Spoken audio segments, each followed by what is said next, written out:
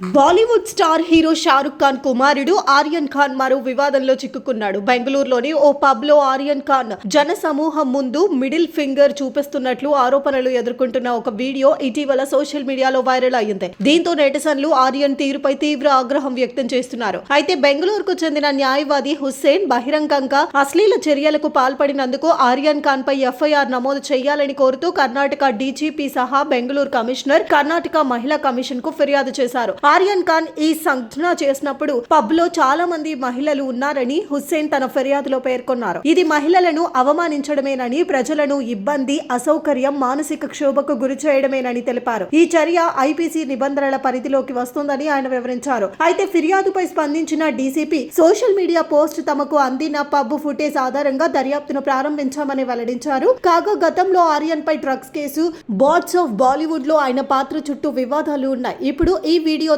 మళ్ళీ అతడు ఇబ్బందుల్లో పడ్డాడు.